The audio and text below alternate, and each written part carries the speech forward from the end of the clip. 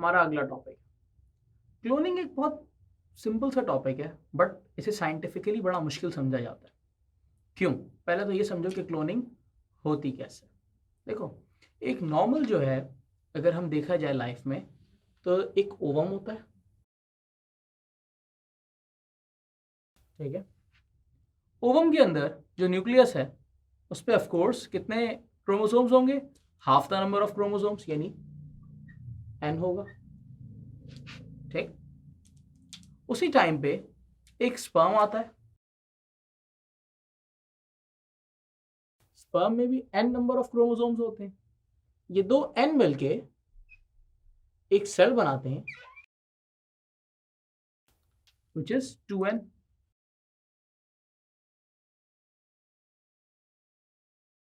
और इससे एक लिविंग ऑर्गेनिज्म डेवलप हो जाता है।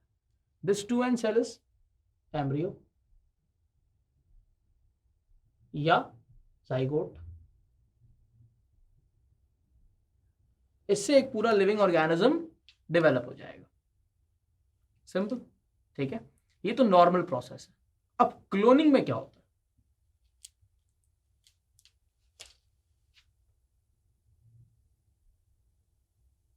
This is the ovum with n number of chromosomes, ठीक है। अब हम क्या करते हैं? हम इसमें से इसका न्यूक्लियस निकाल देते हैं। We throw the nucleus out. Now what is left is just a hollow cell with no nucleus. और जब न्यूक्लियस नहीं होगा, that means it has no chromosomes. Chromosome नहीं है इसमें। अब हमें जिस भी लिविंग थिंग के अंदर इसको डेवलप करना है, ठीक है, उसके सेल में से हम, फॉर एग्जाम्पल,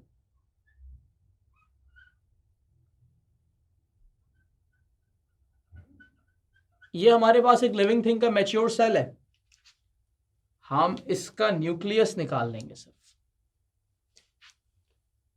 सिर्फ न्यूक्लियस।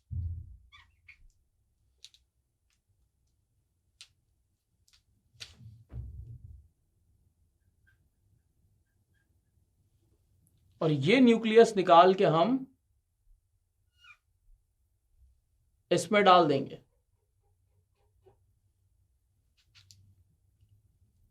ऑफ कोर्स ये न्यूक्लियस पूरा 2n होगा।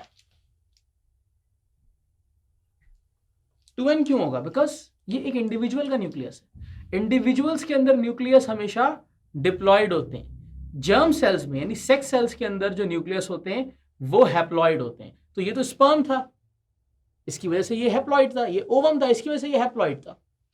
यहां पे भी ये ओवम था, ये हैप्लॉयड था। लेकिन हमने इसका न्यूक्लियस निकाल दिया तो इसका हैप्लॉयड खत्म हो गया। अब हम इसमें एक आर्टिफिशियल न्यूक्लियस डाल रहे हैं, बाहर से एक ऑर्गेनिज्म का न्यूक्लियस लाके इसमें डाल रहे हैं। होता क्या है, अब आगे ये समझने वाली बात है। अब क्योंकि न्यूक्लियस सारी चेंजेस को डिक्टेट करता है, तो ये जो नया ऑर्गेनिज्म यहां पे बनेगा वो सिमिलर टू दिस सेल होगा।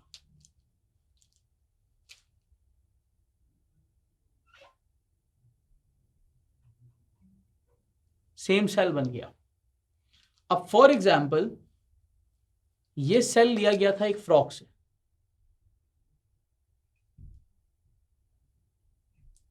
ये सेल एक फ्रॉग से आया था। तो now this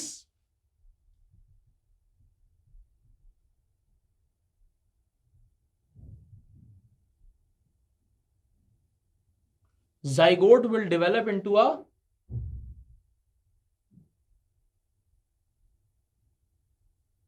frog. This is called cloning. So what is cloning? अब समझो। When a diploid nucleus of one organism is used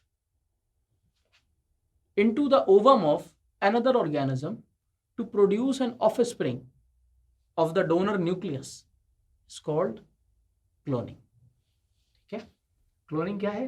cloning है कि जब आप एक ऑर्गेनिज्म का न्यूक्लियस निकाल के दूसरे ऑर्गेनिज्म के ओवम में डालते हैं और उसके ओवम से वो ऑर्गेनिज्म बनता है उस जाइगोट से जिसका न्यूक्लियस होता है, तो दैट इज कॉल्ड क्लोनिंग। अब असल चीज क्या है? अगर ये ह्यूमन होता फॉर एग्जाम्पल ये ह्यूमन होता तो ये सेम दिखने वाला ह्यूमन होता, मीन्स डुप्लीकेट, अ कॉपी। यानी अगर फॉर एग्जाम्पल ये न्यूक्लियस किसी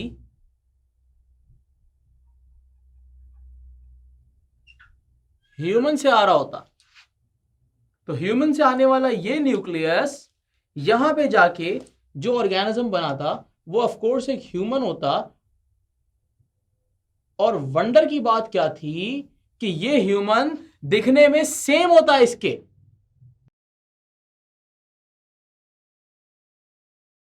डुप्लीकेट, इसका डुप्लीकेट होता, ठीक है। तो ये ह्यूमन इसका डुप्लीकेट होता, सेम एज, यानी मेरे जैसा दिखने वाला, सेम मेरे जैसे दिखने वाला एक और ह्यूमन हो जाता। इसकी वजह से इस पे बैन लगाया गया। तो this thing is now banned in world. अब ये दुनिया में नहीं हो रहा। क्यों नहीं हो रहा? Because there is a risk, identity risk, कि मेरी आइडेंटिटी कोई और ले सकता है थ्रू दिस मेथड। सिर्फ मेरा एक न्यूक्लियस लेगा और न्यूक्लियस लेके किसी भी सेल में डाल देगा और उससे पूरा मुझ जैसा एक इंसान आ जाएगा जो बिल्कुल मेरी तरह होगा, शक्ल में, बात में, चलने में, फिरने में, सोचने में, ईच एंड एवरीथिंग वो मुझे बिल्कुल कॉपी करेगा। तो कुछ लोग कहते हैं, कुछ बुक्स कहती हैं कि cloning is a method of producing duplicate.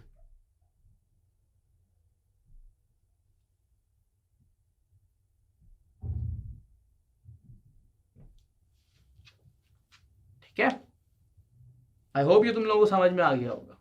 Thank you.